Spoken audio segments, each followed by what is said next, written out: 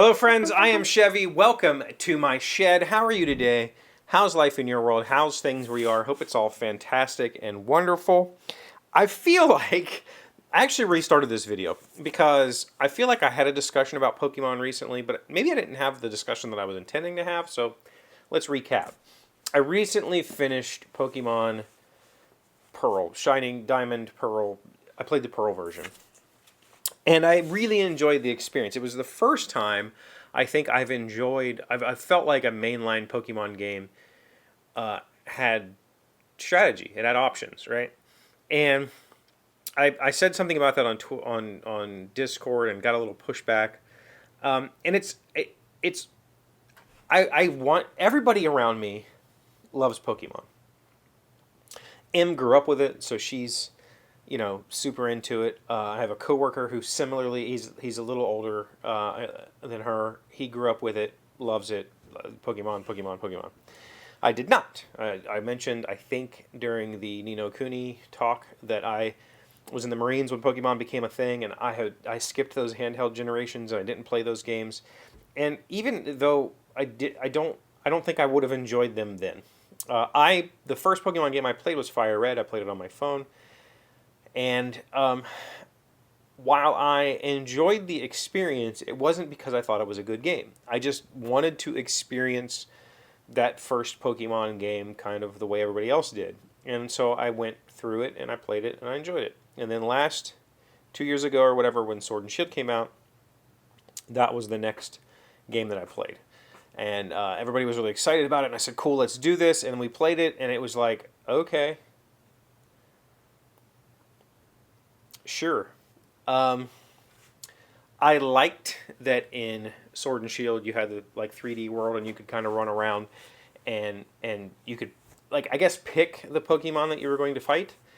But apparently that was done in the past also because Diamond and Pearl has this underground region where you can go do that. You don't have to just wade through grass. And one of the reasons that I really liked Diamond and Pearl is because they made it easy to avoid the grass. You could walk around it. You didn't need to go through it.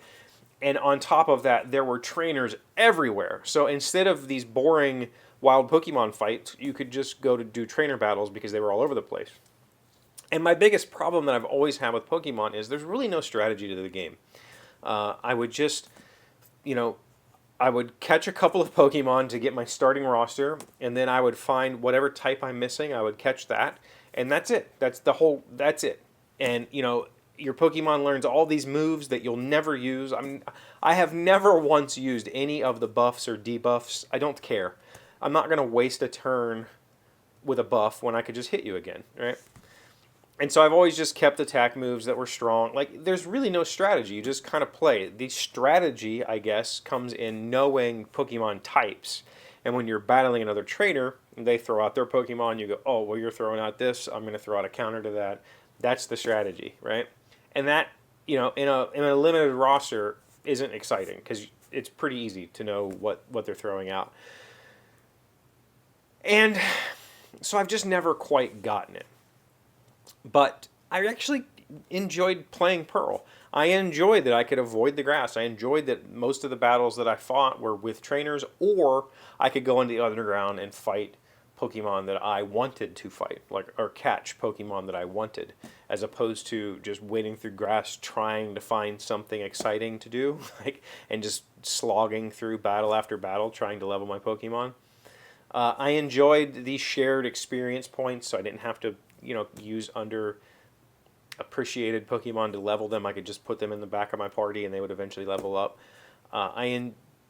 Did not care at all about the challenge show or whatever, the Pokemon talent show. I did it once because I thought maybe there was some sort of story unlock, but that's it. No thank you. But I also didn't not enjoy the experience.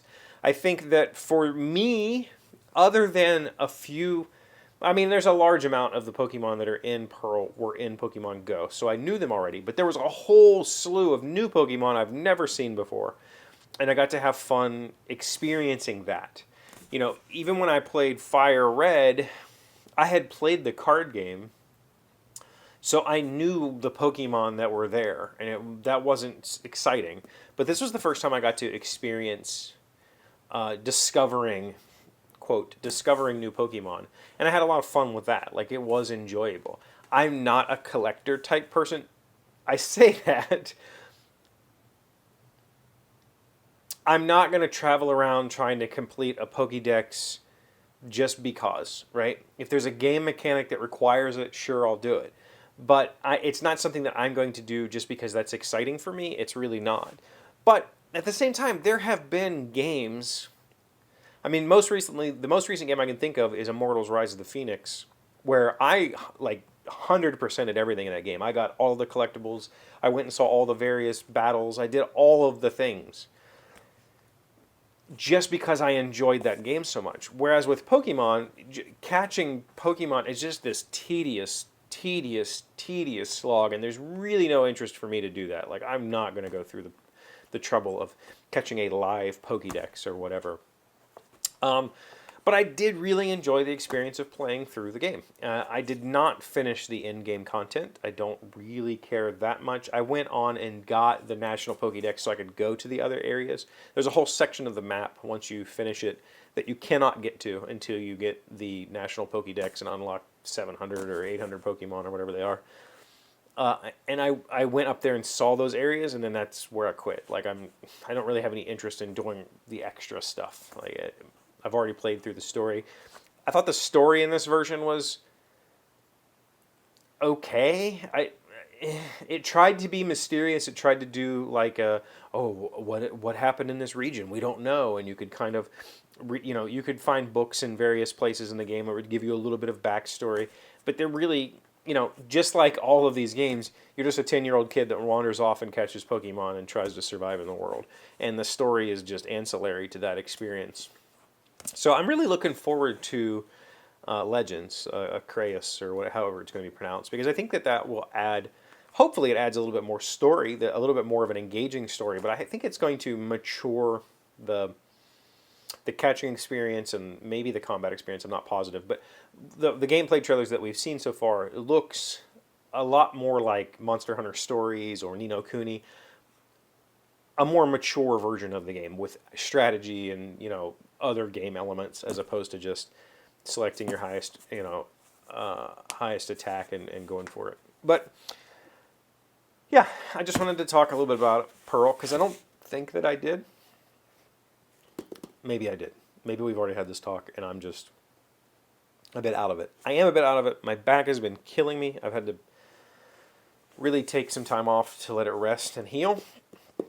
Hopefully, though, I didn't come down here and work on these at all yesterday because I was in pain. So hopefully I'll be able to do that later. But, yeah. What do you think about Pokemon? Put it in the comments below. Thank you for being here as always. Thank you for liking, commenting, subscribing, being amazing friends and wonderful people. I really appreciate you. And I'll see you again tomorrow. Today's word you should know to sound smart is Juvenalia. It is a noun meaning early work by a creative artist, typically produced when the artist or writer was young. Lorna turned toward the stock market and away from poetry after we read her Juvenalia and laughed uproariously. Juvenalia. Juvenalia. I have a lot of Juvenalia. I wrote a lot when I was a kid. Teen kid. I wrote when I was young, and I think I still have some of that stuff too. But I have a lot of poetry that I wrote as a juvenile, and I'm still pretty proud of it. Like, I've reread some of it recently, and I like it. Like, I think I did good. I think I captured a lot of what it was to be a teen in those pages, and I don't know why I'm telling you this.